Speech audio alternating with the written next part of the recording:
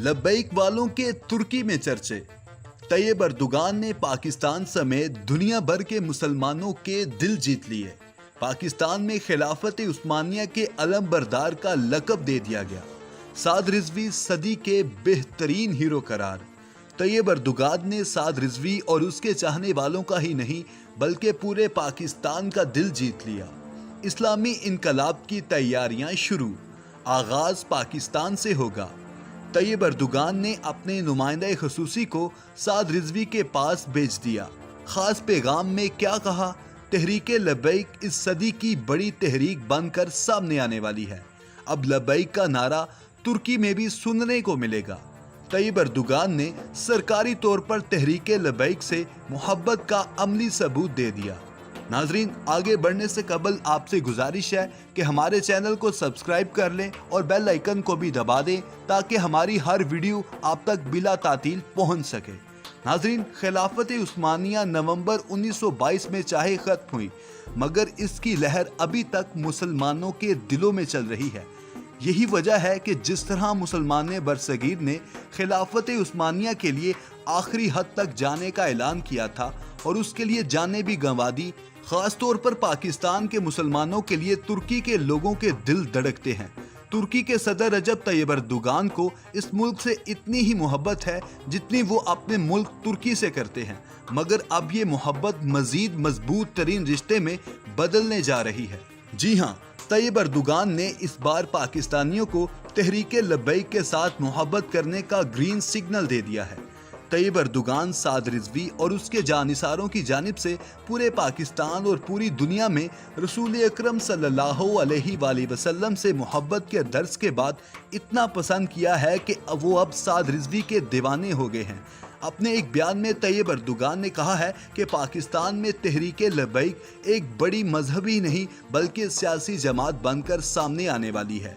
तहरीक लब्बैक के लीडर ने अपने वालिद की मौत के बाद जिस तरह का सब्र दिखाया वो काबिले दीद है, क्योंकि अपने वालिद की मौत के बाद अपने जानिसारों को जिस तरह सब्र के साथ इकट्ठा किया और जिस तरह साद रिजवी की गिरफ्तारी के बाद उन्होंने सब्र किया, ये वाकई में काबिले तहसीन है।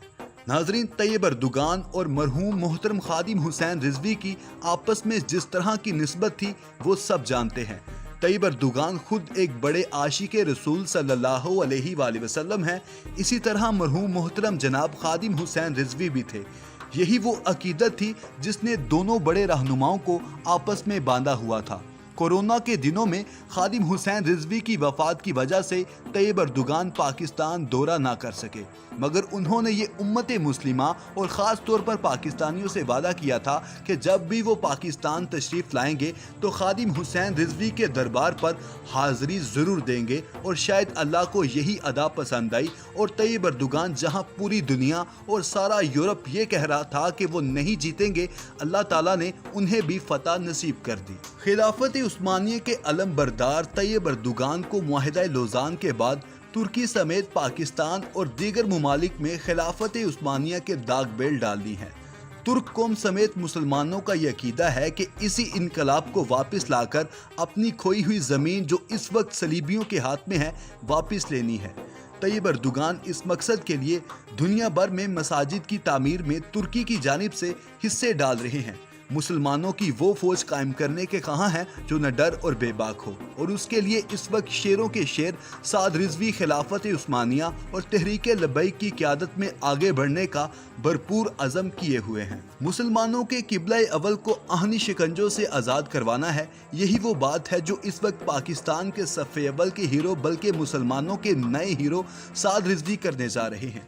साद रिजवी ने पूरे पाकिस्तान में जिस तरह अदलो इंसाफ के लिए मेहनत की है और जिस तरह वो पूरे पाकिस्तान में निज़ाम मुस्तफ़ा कायम करने का न सिर्फ इरादा रखते हैं बल्कि वो मुकम्मल तौर पर इसके लिए कोशा हैं, इसी की वाज़े मिसाल गुज़श्ता रोज़ देखने में मिल गई है जब साद हुसैन रिजवी ने कराची से खैबर तक एक लॉन्ग मार्च का आगाज़ किया।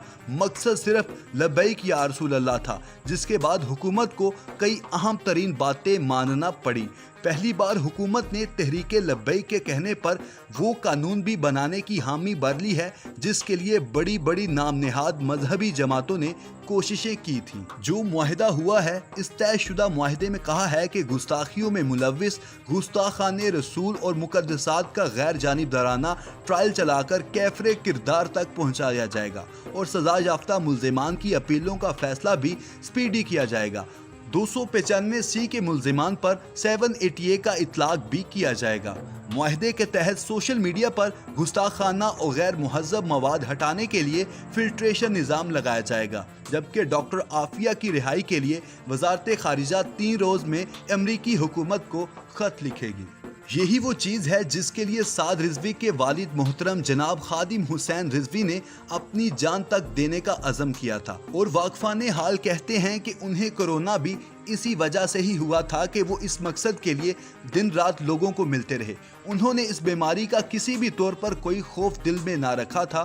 بابا جی سے کہا جاتا تھا کہ آپ گھر بیٹھ جائیں، مگر ان کا ایک ہی جواب ہوتا تھا کہ میں اپنے مقصد کے لیے دن رات ایک کر دوں گا، کیونکہ میں کسی سیاسی مقصد کے لیے نہیں بلکہ میں ایک عظیم ترین فریضے کے لیے اس کی جدوجہد کر رہا ہوں۔